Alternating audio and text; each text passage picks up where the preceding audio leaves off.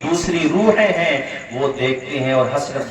حسرت سے سوچتے ہیں کہ کاش ہمارا بھی کوئی آتا، یہاں آ کے قرآن پڑھ جاتا، یہاں آ کے سورہ اخلاص پڑھ جاتا۔ انہیں تیری دولت سے کیا غرض ہے یار، وہ تو خود اپنی سمپتی تیرے نام کر کے چلے گئے۔ انہیں تیرے سرمائے سے کیا مطلب ہے، اسے تیرے سونے چاندی سے، تیری زمین سے، تیری فصلوں سے،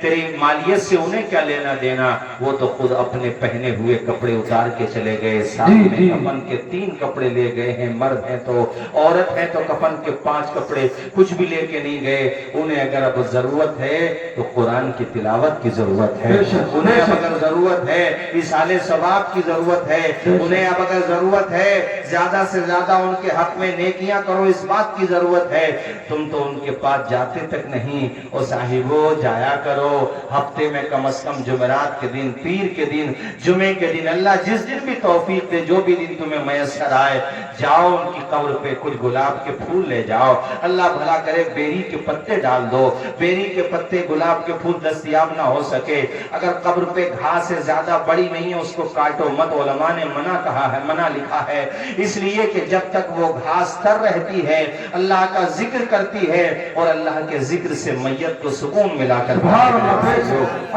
جاؤ وہاں پہ جا کے بیٹھ جاؤ قریب میں، قرآن شریف پڑھتے رہو، سورہ الحمد شریف تو سبھی کو یاد ہے اس کو پڑھ دو، سورہ اخلاص بھی سب کو یاد ہے وہ پڑھ دو، جو بھی تمہیں یاد ہے سورہ بقرہ کی ابتدائی اور آخری آیات یاد ہیں وہ پڑھ دو۔ آپ کو اللہ تعالیٰ کے کرم سے آپ کے ماں باپ نے ناظرہ ہی پڑھایا، اگرچہ وہ اسی لیے تو پڑھایا تھا میرے بچے میرے لیے اصحال ثواب کریں۔ ہائے افسوس تم کیسے ہو گئے، گھر ان کا ہے، مکان ان کا ہے، جائیداد ان کی ہے، زمین ان کی ہے، آپ کے پاس گاڑیاں ان کا ہے، ان کی ہے، جو کچھ ہے سب ان کا ہے، مگر تم نے ان کے لیے کیا کیا، صرف نماز جنازہ پڑھ کے سمجھتے ہو حق ادا کر دیا، 10واں 40واں 20واں برسی چھمائی یہ سب رسومات ادا کر کے سمجھتے ہو حق ادا کر دیا، بے شک یہ بھی حقوق ادا کرنے کی ایک کڑی ہے، مگر حق ادا کرنا صرف ان کو ادا کرنا نہیں ہے، حق ادا کرنا یہ ہے کہ ہفتے میں کم سے کم ایک دن ان کے وہاں پہ جاؤ،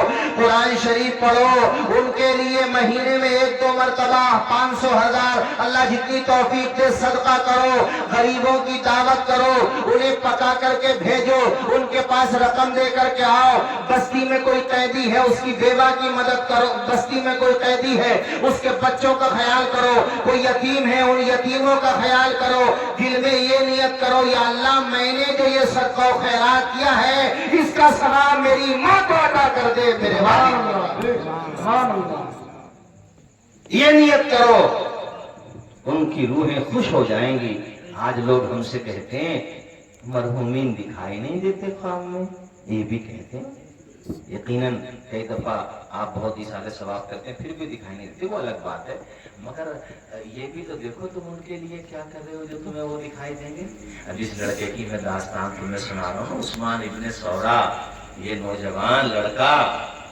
کتنا فرما بردار میں نے تمہیں بتایا، ہفتے میں اسے بہرحال ہر قیمت پر اپنی والدہ کی قبر پہ جانا ہی تھا، جاتا تھا۔ ایک دن اس کی قسمت کا ستارہ چمک گیا، بنجر زمین پہ نور کی برسات ہو گئی، خواب میں ماں سے ملاقات ہو گئی۔ ذرا پورا مجمع جھوم کے بولے سبحان اللہ۔ ایک فرما بردار بیٹا ایک ہفتہ ماں کو نہ دیکھے پاگل ہو جائے گا، پاگل۔ اتنے دنوں کے بعد ماں کو دیکھا، خواب میں ہی صحیح مگر ماں کو دیکھا، خواب میں خود اپنا خواب بیان کرتے ہوئے کہتا ہے ماں کے قدموں سے چمٹ گیا، رونے لگا، اب دیدہ ہو گیا، ماں تو کیا گئی گھر کی بہاریں ختم ہو گئیں، ماں پہلے تو تھی گھر میں تو جی لگتا تھا، اب سب کچھ ہے مگر تو نہیں تو گھر کاٹنے کو دوڑتا ہے۔ سبحان اللہ۔ ارے ماں ہو، گھر سے نکلو غنیمت نگر سے، مراد آباد تک بھی جاؤ۔ الحمدللہ مفتی صاحب قبلہ نے بھی عمل کیا، ہم بھی عمل کرتے ہیں، کرتے رہیں گے، اہل علم تو عمل کرتے ہی ہیں کہ ہم لوگ کہیں سفر پہ جاتے ہیں تو اپنی ماں کا ہاتھ سر پہ رکھواتے ہیں، اس کے بعد گھر سے قدم نکالتے ہیں، جب تک پلٹ کے نہیں آ جاتے ہیں ماں باپ کا سر پہ رکھا ہوا ہاتھ حفاظت وہ کرتا ہے جو باڈی گارڈ بھی نہیں کر سکتا۔ میرے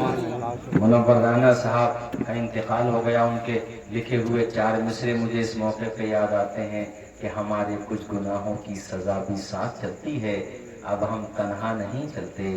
دوا بھی ساتھ چلتی ہے،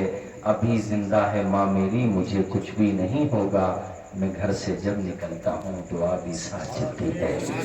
ذرا جھوم کے تو بول دو زور سے، اور زور سے سبحان اللہ۔ ماں تو یار، ماں اور باپ دونوں وہ ہستیاں ہیں کہ اگر تم مراد آباد کی ایک مثال دے رہا ہوں، مراد آباد گئے اور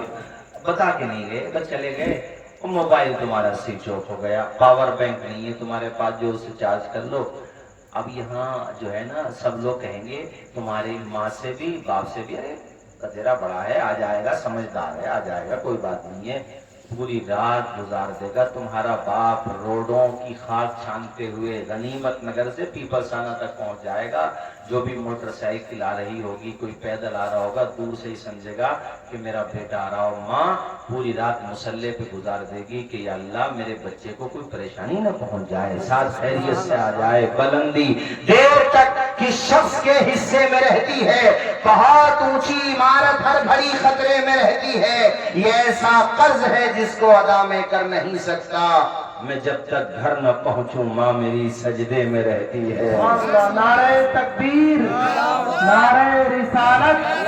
مسلک اعلیٰ حضرت، محفل ایصال ثواب، نعرہ تکبیر، نعرہ رسالت۔ پیاری ماں مجھے کو تیری دعا چاہیے،